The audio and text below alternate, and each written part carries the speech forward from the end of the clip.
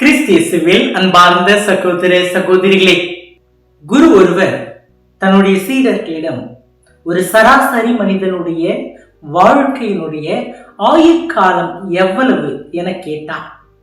அதற்கு ஒரு சீடன் 100 ஆண்டுகள் குருவே என்றார். குரு இல்லை என்று கூற மற்றொரு சீடன் 90 ஆண்டுகள் என்று கூறினார். அதற்கும் குரு இல்லை என்று கூற மற்ற சீடர்கள் 80, 70, 60 என ஒவ்வொன்றாக கூறினார்கள். அதற்கு குரு இல்லவே இல்லை என்று கூறிவிட்டு ஒரு மனிதனுடைய சராசரி ஆயுட்காலம் ஒரே ஒரு நொடி என்று கூறினாராம். இதை கேட்ட சீடர்கள் ஆச்சரியப்பட்டு அது எப்படி குருவே என்று கேட்டார்கள். அதற்கு குரு, எவன் ஒருவன் தன்னுடைய வாழ்க்கையின் ஒவ்வொரு நொடியையும் உணர்ந்து தன் நிலையை அறிந்து வாழ்ந்து கொண்டிருக்கின்றானோ அவனது வாழ்க்கையை சிறந்தது என்றார். அதை எப்படி அறிவது என்று மற்றொரு சீடன் கேட்டபோது அதற்கான வழி இறைவன் என்று கூறினாராம். பொது காலத்தினுடைய 21வது ஞாயிற்றுக்கிழமை இறை வார்த்தை வழிபாடு தன் நிலையை அறியும் வழியாக இறைவனே இருக்கின்றார் என்ற ஒரு இறை சிந்தனையை நமக்கு தருகின்றது. தன் நிலை அறிதல் நம்மை மகிழ்ச்சியான அர்த்தமுள்ள இலக்குகளை அடையக்கூடிய வாழ்வுக்கு அழைத்து செல்லும்.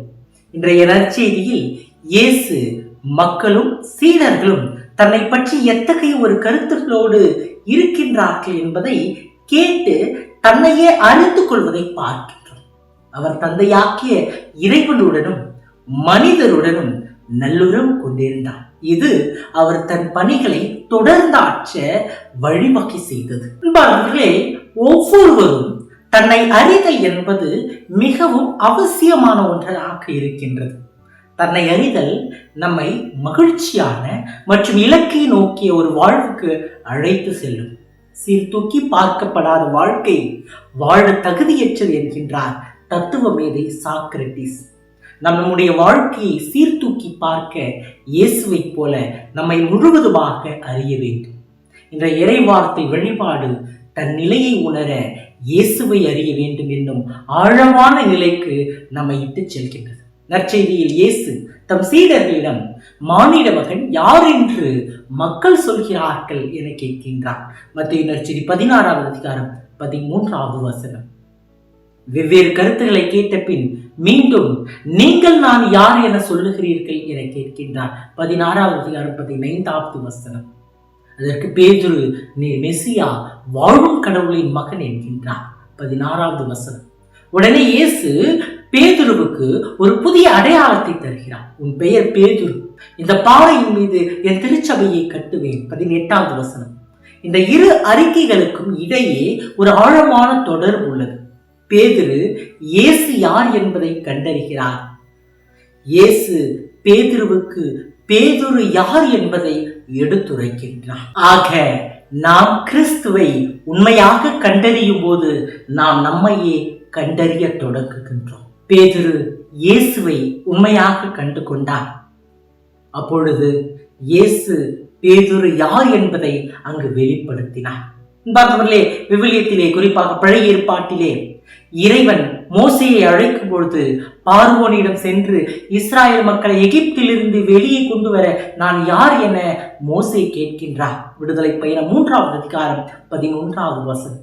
இங்கு மோசே தன்னை பற்றிய சந்தேகத்தில் இருந்தார். கடவுள் நான் உன்னோடு இருப்பேன். விடுதலை பயணம் 3வது அதிகாரம் 12வது வசனத்திலே பதில் உரைக்கின்றார். கடவுள் மோசேயிடம் நீ மிகவும் திறமையானவன் என்று சொல்லவில்லை, நான் உன்னோடு இருப்பேன் என்று கூறுகிறார். இது இறைவனை அறியும் போது, அவர் பிரசன்னத்தை உணரும் போது, அவர் கொடுக்கும் பணியை என்னால் செய்ய முடியும் என்ற ஒரு பாடத்தை நமக்கு கற்பிக்கின்றது. மேலும் கிதியோன், என் குடும்பம் மனாசேயில் மிகவும் எளிய குடும்பம், என் தந்தையின் வீட்டிலும் நானே மிகவும் சிறியவன் என எடுத்துரைக்கின்றார். ஆனால் கடவுள் அவரை அழைக்கும் போது, வலிமை மிக்க வீரனே, ஆண்டவர் உன்னோடு இருக்கின்றார் என எடுத்துரைக்கின்றார். நீதித்தலைவர்கள் 6வது அதிகாரம் 12வது வசனம். நாம் நமது குறையை பார்க்கின்றோம், ஆனால் இறை உறவு நம்மை அறிய செய்கின்றது. புதிய ஏற்பாட்டிலே சமாரிய பெண் கிணற்றுக்கு தண்ணீர் குடத்தை மட்டுமல்ல, சிக்கலான தன்னுடைய தனிப்பட்ட வாழ்க்கையையும் சுமந்து வருகின்றார். இயேசு அவளை ஒரு சமூகத்தில் விலக்கப்பட்டவளாக கருதவில்லை, மாறாக அவளுடன் அங்கு அவர் உரையாடுகின்றார், உறவாடுகின்றார். அவளது நிலையை இயேசு உணர செய்தார். அங்கு அவள் இயேசுவையும் தன்னிலையையும் முழுவதுமாக உணர்கின்றார். திருத்துதர் பவுல் கிறிஸ்துவை சந்திப்பதற்கு முன் திருச்சபையை துன்புறுத்தினார். ஆனால் தமஸ்கு நகர் வழியிலே கிறிஸ்தவரை சந்தித்தார். அந்த சந்திப்பு அவரை மாற்றியது. துன்புறுத்தியவர் பிற இனத்தவரின் தூதராக மாறுகின்றார். திருச்சபையை அழிக்க முயன்றவர் அதன் மாபெரும் மறைப்பணியாளர்களில் ஒருவராகிறார். இயேசுவே ஒவ்வொரு முறையும் தனிமையான இடத்திற்கு சென்று ஜெபிப்பது. மார்க்கு நற்செய்தி 1:35 40 நாட்கள் நோன்பு இருப்பது. மத்தேயு நற்செய்தி 4:1 மற்றும் 2 உள்ள இறை வார்த்தைகள் என இயேசு இறைவனோடு இறை உறவில் இணைந்திருந்ததால் தன் நிலையை அறிந்தவராக இருந்தார்.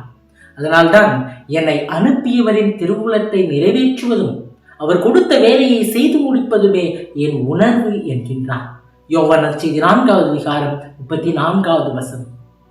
இன்றைக்கு நமது ஜெபத்தில் மற்றும் திருவருட்சாதனங்களில் இறைவனில் இணைந்து நம் வாழ்வை அறிவோம். ஏனெனில் இறைவன் நம்மை அறிந்திருக்கின்றார். நற்செய்தியில் இயேசு பேதுருவிடம், எந்த மனிதரும் இதை உனக்கு வெளிப்படுத்தவில்லை, மாறாக விண்ணகத்தில் உள்ள என் தந்தையே வெளிப்படுத்தியுள்ளார் என்கின்றார். இது இறை வெளிப்பாட்டின் பலனாக இருக்கின்றது. அன்பார்ந்தவர்களே, நாம் படிக்கலாம், சிந்திக்கலாம், தேடலாம். ஆனால் இயேசுவை இறைமகனாக அடையாளம் காண்பது கடவுள் நம் இதயங்களை திறக்கும் போது நிகழும் ஒன்று. அதனால்தான் திருப்பாடல் ஆசிரியர், ஆண்டவரே நீர் என்னை ஆராய்ந்து அறிந்திருக்கின்றீர் என்கின்றார். திருப்பாடல்கள் 139:1. இன்றைய 2ஆம் வாசகமும் இதைத்தான். அனைத்தும் அவரிடமிருந்தே வந்தன, அவராலேயே உண்டாயின, அவருக்காகவே இருக்கின்றன, அவருக்கே என்றென்றும் மாற்று உரித்தாக்குக என்கின்றது. ரோமேயருக்கு எழுதிய திருமுகம் 11:36. நம் வரலாற்றையும் காயங்களையும் அச்சங்களையும் பலவீனங்களையும் திறமைகளையும் கனவுகளையும் இறைவன் அறிந்தவராக இருக்கின்றார். நாம் அவரை அறியும் போது நம்மை மட்டுமல்லாது நம் அழைப்பையும் நம்முடைய பொறுப்புகளையும் நாம் அறிகின்றோம். முதல் வாசகத்திலே தாவீது குடும்பத்தாரின் திறவுகோலை அவன் தோள் மேல் வைப்பேன் என்கின்றார். எசையா 22:22. திறவுகோல் என்பது அதிகாரத்தையும் பொறுப்பையும் நம்பிக்கையும் குறிக்கின்ற ஒரு அடையாளம். இயேசு பேதுருவுக்கு திறவுகோலை தந்ததன் காரணம் இயேசுவை அவர் முழுமையாய் அறிந்ததே ஆகும். பேதுரு கிறிஸ்துவை அறிந்து தன்னை, தன் அழைப்பை மற்றும் பொறுப்புகளை அறிந்தார். இது ஒவ்வொரு கிறிஸ்தவனுக்கும் ஒரு முக்கியமான செய்தி. நம்மிடம் உள்ளவை அனைத்தும் கடவுளால் நமக்கு ஒப்படைக்கப்பட்ட ஒரு கொடைகள். நம் வாழ்க்கை நமக்கு ஒப்படைக்கப்பட்டுள்ளது, நம் குடும்பம் நமக்கு ஒப்படைக்கப்பட்டுள்ளது, நம் பிள்ளைகள் நமக்கு ஒப்படைக்கப்பட்டுள்ளன. இவை அனைத்தும் இறைவனால் நிகழ்ந்துள்ளது. நம்முடைய கல்வி, தொழில், திறமைகள், பணம், செல்வாக்கு, பதவி, நாம் செய்கின்ற வேலை அனைத்தும் நமக்கு ஒப்படைக்கப்பட்டுள்ளன. இத்தகைய இறைவனின் கொடைகளை உணர செய்வது நாம் அவரோடு கொண்டிருக்கின்ற அந்த உறவு ஆகும். பண்டைய கிரேக்க நாட்டில் டெல்பி நகரில் அப்பல்லோவினுடைய ஆலயத்திலே இவ்வாறாக எழுதப்பட்டிருந்தது. அந்த பொறிக்கப்பட்டிருந்த வார்த்தைகள், நோ யோர் செல்ஃப், உன்னை நீ அறிவாய். மனிதன் உலகத்தை பற்றி எவ்வளவு தெரிந்து கொண்டாலும் தன்னை பற்றி அறியவில்லை என்றால் அவனுடைய அறிவு முழுமையானதா அல்ல, அவனுடைய வாழ்வு அர்த்தம் வாய்ந்ததல்ல மற்றும் மகிழ்வானதல்ல. நாம் இன்று பல விஷயங்களை அறிந்திருக்கின்றோம். நமக்கு அறிவியல் தெரியும், தொழில்நுட்பம் தெரியும், மற்றவர்களை பற்றி தெரியும், உலக செய்திகள் தெரியும், சமூக வலைத்தளங்களிலே என்ன நடக்கிறது என்பது தெரியும். ஆனால் நாம் நம்மை அறிந்திருக்கின்றோமா? நாம் நம்மை அறிய இறைவனே வழியாக இருக்கின்றார், அடித்தளமாக இருக்கின்றார். எனவே இறைவனை அறிந்து நாம் நம்மை அறிந்து கொள்வோம். நாம் யார் என்பதை அறிந்து நம்முடைய அழைப்பை, நம்முடைய பொறுப்புகளை நாம் உணர்ந்து நிறைவேற்றுவோம். இறைவன் நம் ஒவ்வொருவரையும் ஆசீர்வதிப்பார்.